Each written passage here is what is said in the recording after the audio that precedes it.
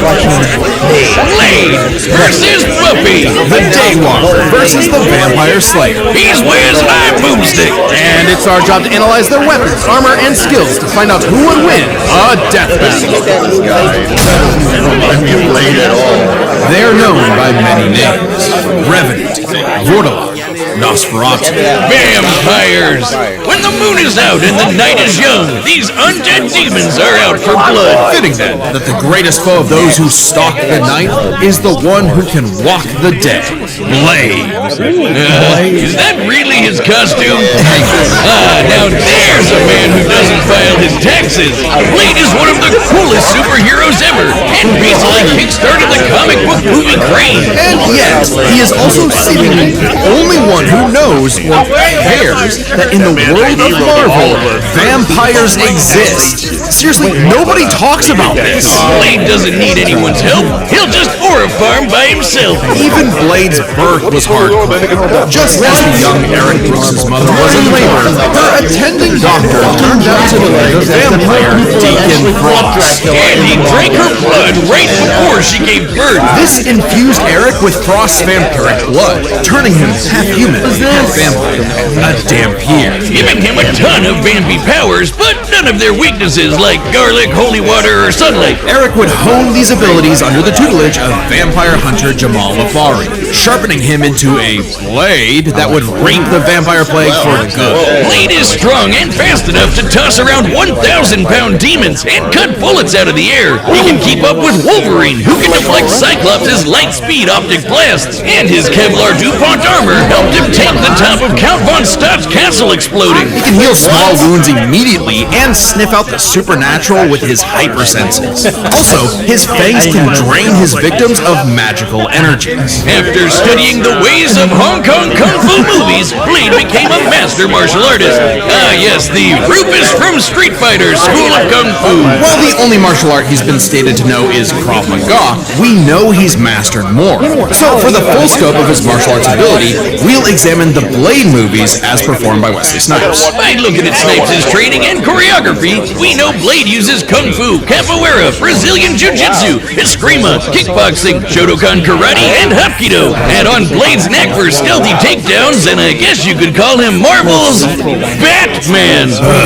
Blade's training progressed smoothly until Afari was attacked and had his blood drained by Dracula. Seriously, Avengers, Dracula is real. Why aren't you doing anything about this? He's right there! Forced to murk his surrogate dad, Blade would have to wage his war alone. Nursing a wound within him that would never heal. A hole that could never be filled. Not with that attitude. Blade took a page out of the Book of Boomstick and tried filling that hole with every kind of weapon imaginable. He's got so many, they're his apartment decoration. Handguns, assault rifles, and explosives make up the part of his firepower, and he enjoys getting up close and personal with his dual acid-etched titanium katana. Speaking of glorious Nippon steel, he's got a sword made out of adamantium. Specifically, secondary adamantium, a variant of the metal that is mass-producible. It might not be quite as strong as Cap's shield, but it can cut right through heavy hitters like Ultron and the Hulk. Naturally, Blade has even more swords. His Atlantean ones can slice through magical enchantments. The Word Sword can harm intangible demons, and the Justiciar can slay fallen angels. Yeah, he's got some weird stuff he can pull out of his ass, like a Hellfire shotgun that burns your soul, or hypodermic needles filled with vampire blood. Seems kinda dumb to turn people into vampires, but it does make them more vulnerable to Blade's arsenal. All that pales in comparison to the arch weapon of hell in Blade's possession, the breathing gun. It is a living firearm that hisses in the presence of demonic forces. Its sentient bullets chase its victims down. The wounds they cause cannot be healed, and if they get lodged in your body, they'll slowly devour you from the inside out. They can even hurt Hell Lords and even greater threats like the Cosmic Ghost Rider. Blade took everything he had and fought his one-man war for almost 100 years. He's battled hordes of vampires while skydiving, infiltrated the Pentagon, and even took on Spider-Man like Miles Morales, who could absorb the energy of a bomb that could destroy Harlem. Blades even bested the spirit of vengeance, Zarathos. And while he occasionally allied with teams like the Avengers, he prefers to work alone. I probably would too if they only cared about me when I was helping them and not ridding the world of, vampires. And Blade is scared of what he might do if he loses control, because he does have one classic vampire weakness, a thirst for blood! Even more so after he had a daughter, Brielle, whom he avoided for fear of endangering her. If his bloodlust does overwhelm him, he will enter a berserker rage, skyrocketing his strength at the cost of his sanity. Though it does make him even better at killing vamps, he's made a cottage industry out of whooping Dracula's ass. Dracula is unsurprisingly powerful, capable of summoning a thunderstorm that covered all of Boston with a wave of his hand. Drac apparently didn't hold a grudge though, since he eventually made Blade the sheriff of Vampires, a vampire nation in the ruins of Chernobyl. Amazingly, Dracula has even given Blade some of his own blood, which allows him to shapeshift into multiple forms, like a wolf, a horde of bats, or a cloud of mist. So he can force his way inside your body and blow you up from the inside out, Ant-Man style. With the Ant-Man. Blade's hatred of vampires is only matched by his hatred of himself. However, when Brielle showed signs of vampiric powers, Blade finally found a reason to reconnect with his daughter, training her the same way Afari trained him a century prior.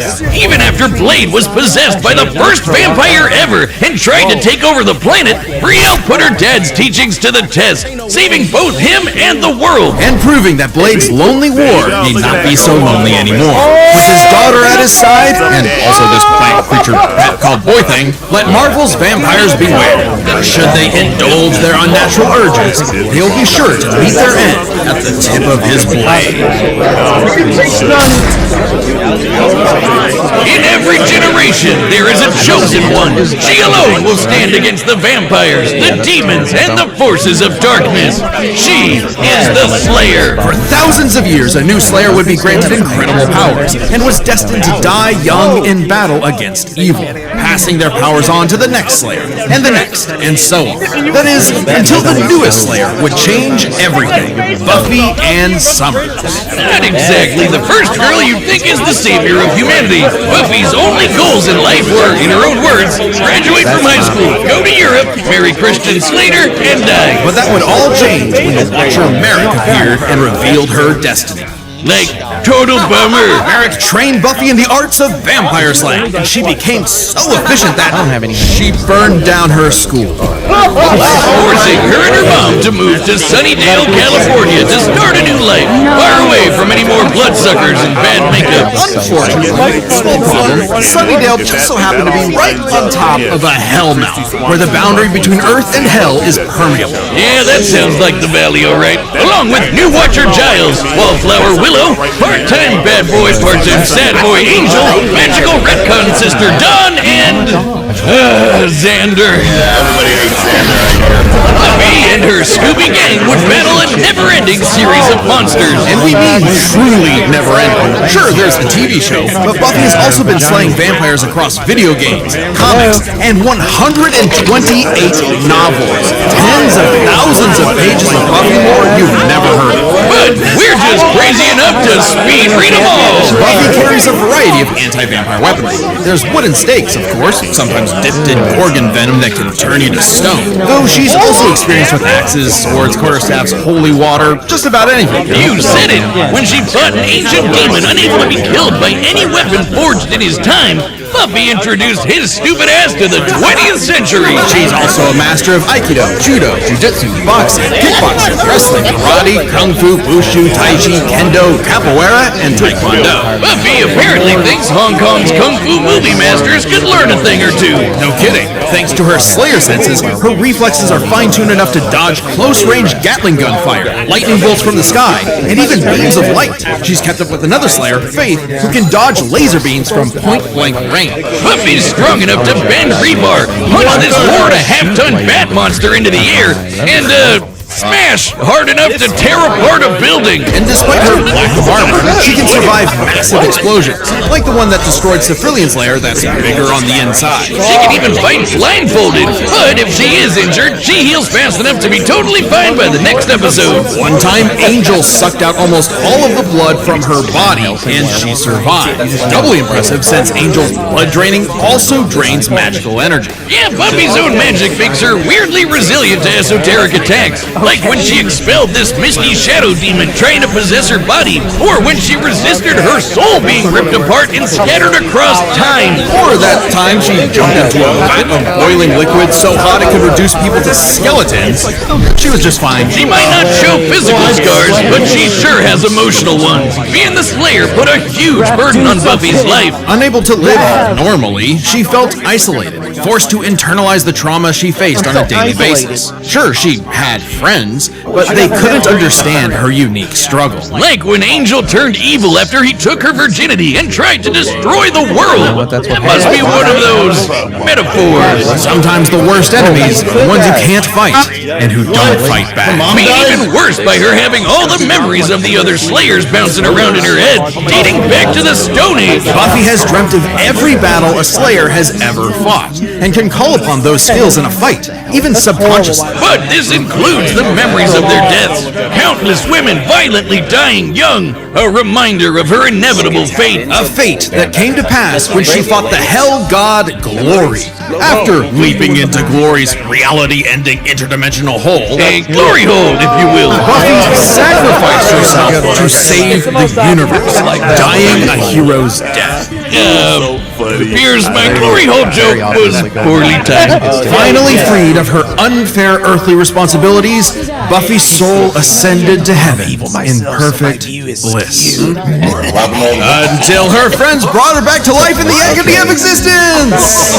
This absolutely crushed Buffy, and ironically, annihilated her will to live. Oh, that's rough, Buffy. But when the show renewed for more seasons, she had to nut up and continue her endless crusade against all things Spirit Halloween. Buffy's battle for 48 hours straight defeated vampires immune to traditional vampiric weaknesses and destroyed the Sword of Sonos, which caused the Great Ancient Earthquake. And of course, both Buffy and her friends have defeated countless immensely powerful demons. Like the Queller Demon, which arrived as a meteor and caused the Tunguska explosion, which destroyed over 2,000 square kilometers of forest. Or the Sorrow Demon, which caused a storm that blanketed Los Angeles. She's also a match for Angel, who survived a blast that could rupture a continental shelf and took hits from Whistler, whose magic contained a bomb that could vaporize London. She even faced off against the first evil, literally the embodiment of all evil that predates reality itself. Forced into battles against stronger and stronger baddies, Buffy clearly needed something to even the odds. The Slayer Scythe. It's actually a Bardiche. Yeah, whatever. I'm just gonna say it. This thing is bullshit. Containing the essence of Buffy's Slayer powers and created to defeat ancient demons, the Scythe can deflect magical projectiles and slice through just about anything. Ghosts, magic, even space itself, destabilizing reality in the process. Even Silas, the devourer of worlds. Kinda like Galactus, but instead of jumping on planets, he eats the multiverse. And there goes his head. The Scythe is easily the most powerful tool in her arsenal. In effect, attaining it completed Buffy, as though it were a piece of her she never knew was missing. With the Scythe, Buffy was finally whole. Being the Slayer was no longer a burden, but a purpose. And by sharing her Slayer powers with thousands of girls around the world, they all teamed up and kicked the first evil's ass. Suddenly, the always isolated Buffy had thousands of shoulders to lean on. A sisterhood of Slayers. And thousands more reasons for any wannabe demon conqueror to stay away from Earth. Because unless you want to get your blood all over her stylish yet affordable boots, you'll steer clear of Buffy, the Vampire Slayer. Alright, the combatants are set. We've run the data through all possibilities. It's time for a live action death battle!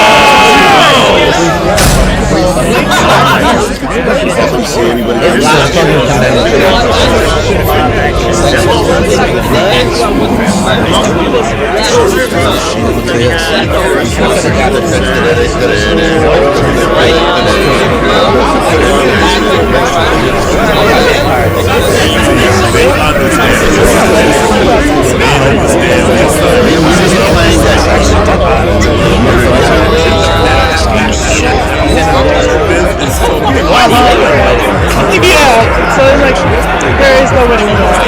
So if I win,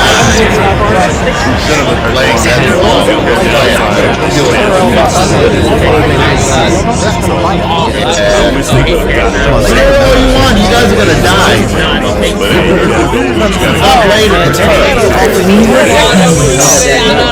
Long before they had a name. this is the way you sit too far. Now, What is this death? star This is a crazy intro. hunted. Forgotten. Yup, that's smoke boy. No, it shows. Long enough. No, it shows. Tonight, we remember. Tonight, we take back what was ours.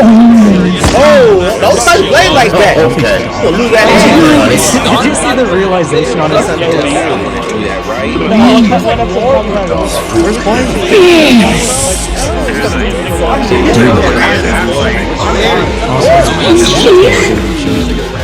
Okay.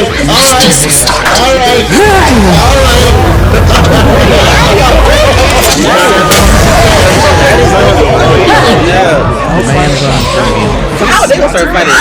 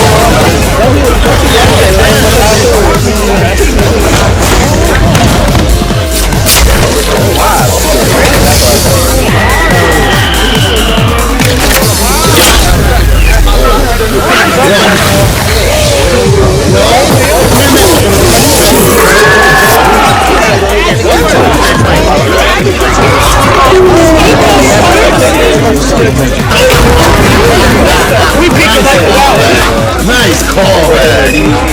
I love it.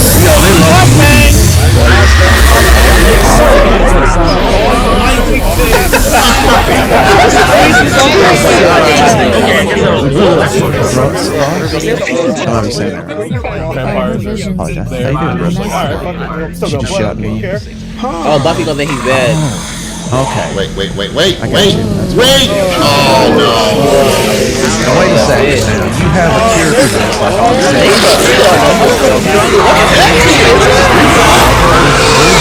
Sorry about this.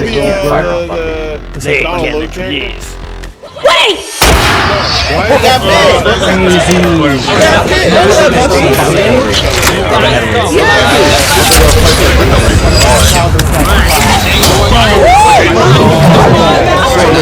Just a kid! He got big, bro. I see both sides.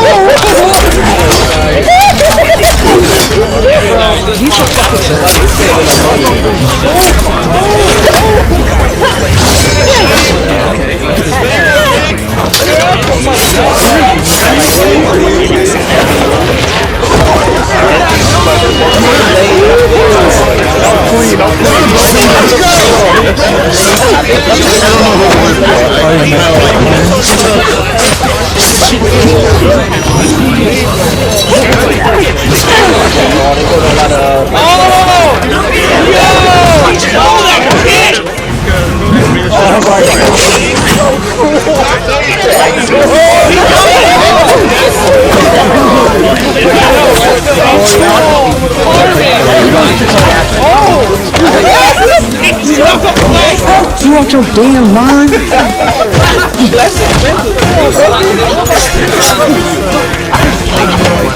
No,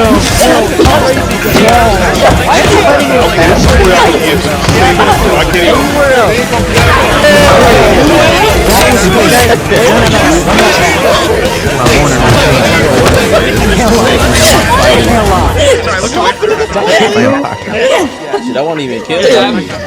That was clean. I know Blade is actually very cocky, but Even to see her in this situation.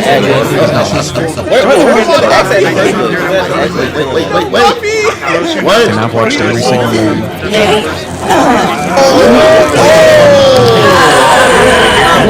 Only time he's She's really strong. Why is she so strong? Some motherfucker trying to ice skate up here.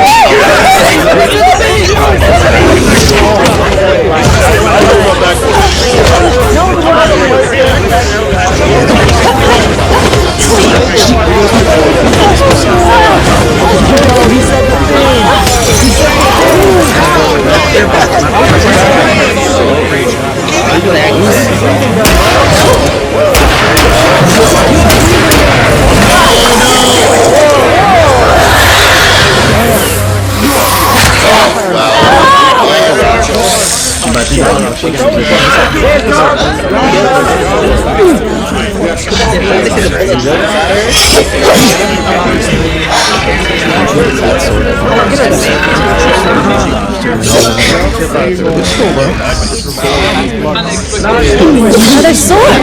I see you go through adamantium.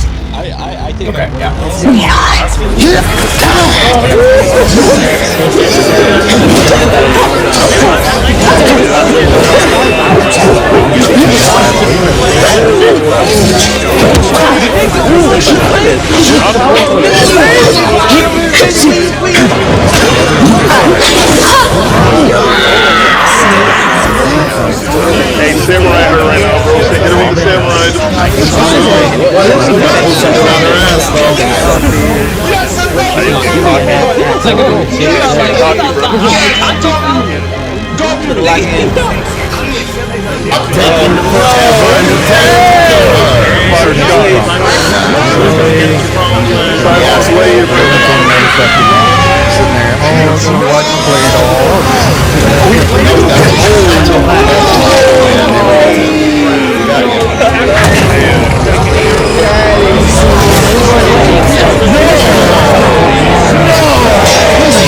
Not just decapitate Blade.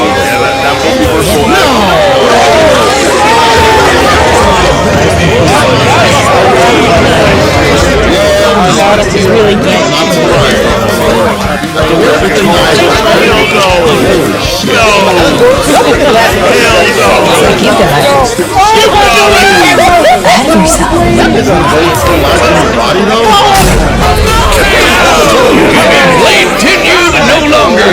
I'm surprised. I figured with Blade's many years of comic book history, he'd have the edge. Believe it or not, Buffy is actually in more comics than Blade. Really? Man, Blade can't catch a break. Let's break this down into 4 categories. First up, stats. Buffy's lifted much heavier things and survived more significant explosions. Like, sure, Blade's strong and all, but he isn't literally fucking buildings apart like Buffy. Scaling to the monsters they fought, compare Dracula creating a storm that covered Boston to the Sorrow Demon creating a storm that covered Los Angeles. A city over 5 times larger. You might be able to compare Blade to Spider-Man like Miles, who absorbed a bomb that could blow up Harlem, but that's significantly weaker than Whistler containing a blast that could wipe out London. They could both dodge light beams, but that doesn't keep Buffy from taking the overall edge in stats. Blade's used to being the odd man out, though, so his versatility is just as important. With Blade's numerous powers and massive arsenal, he certainly could have overwhelmed the more straightforward Buffy. Machine guns and magic swords are generally gonna beat out crossbows and morning stars. Not to mention, he actually wears armor. Also, Blade's faster healing factor and immunity to traditional vampire weaknesses kept Buffy on the back foot for a time. Blade wins versatility. But when it comes to skill,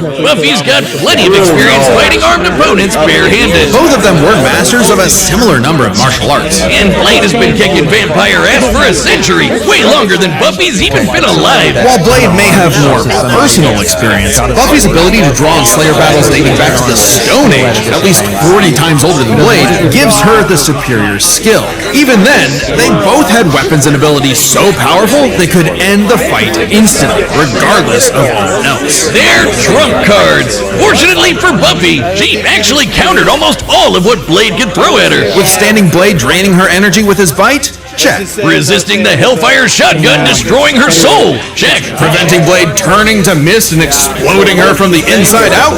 Check. Meanwhile, Blade had no way to survive, say, Buffy's Gorgon venom turning him to stone. And even with the deadly and just plain gross breathing gun, Blade did not have anything as potent as the Slayer scythe. It could easily deflect the breathing gun's bullets back at him, or use its space-cutting ability to slice through his unbreakable adamantium sword. Don't believe us? Even Wolverine's adamantium skeleton was cut in half when a portal closed on top of him. That's the same kind of thing. And Wolverine's beta adamantium skeleton is a much tougher version of the same metal. Oh, and since the scythe could kill Silas, a multiverse devouring god, I think it could take down Blade with a big enough swing. Giving Buffy the final advantage over the Daemon. Really thought Blade had a chance, but Buffy sure put a damn beer on things. The winner is Buffy the Vampire Slayer.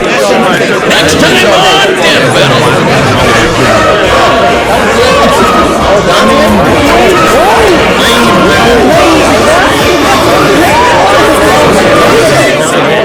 Subscribe and join as a member to see more Death Battle. Thanks for watching.